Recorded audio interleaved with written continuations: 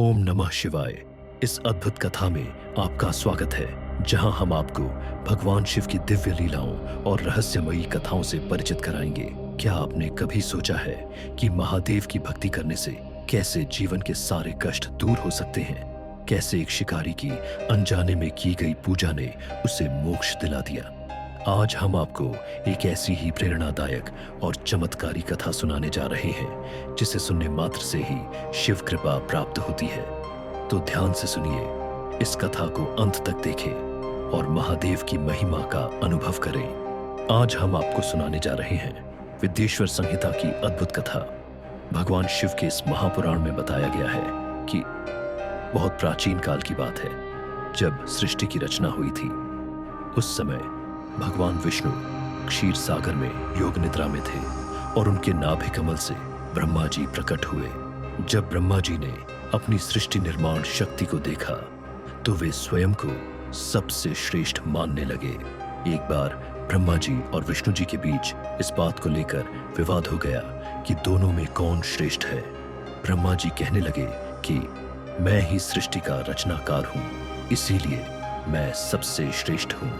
विष्णु जी ने उत्तर दिया, मैं इस संपूर्ण ब्रह्मांड का पालन करता हूं, अतः मैं ही सबसे महान हूं। दोनों के बीच विवाद बढ़ता गया और तब संपूर्ण ब्रह्मांड में अशांति फैल गई। देवता भी चिंतित हो उठे कि यदि यह विवाद बढ़ता गया तो संपूर्ण सृष्टि में असंतुलन आ जाएगा।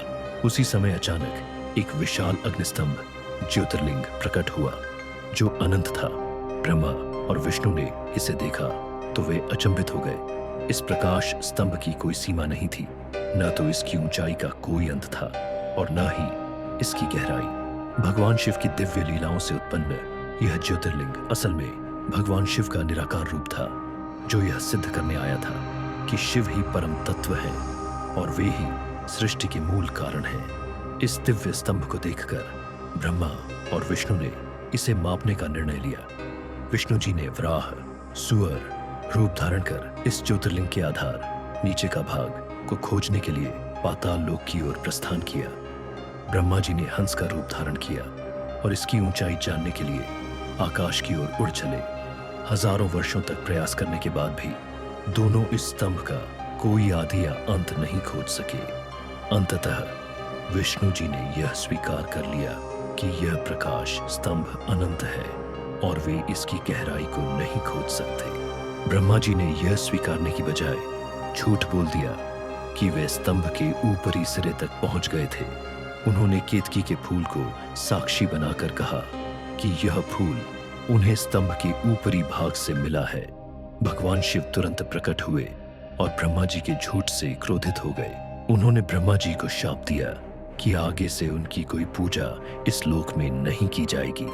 वहीं विष्णु जी ने अपनी हार स्वीकार कर ली और भगवान शिव की वंदना की।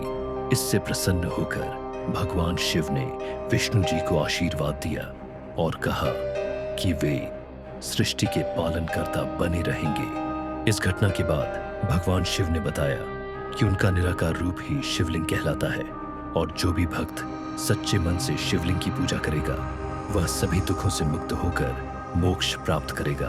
उन्होंने यह भी कहा कि शिवलिंग की पूजा के लिए विशेष रूप से बेलपत्र, गंगाजल, दूध और धतूरा अर्पित करना चाहिए।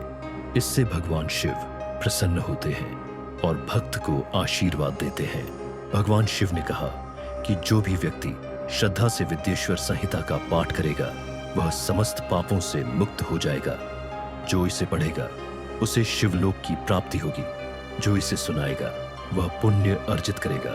जो भी व्यक्ति शिवलिंग की उपासना करेगा वह इस जीवन में सुखी रहेगा और अगले जन्म में मोक्ष प्राप्त करेगा।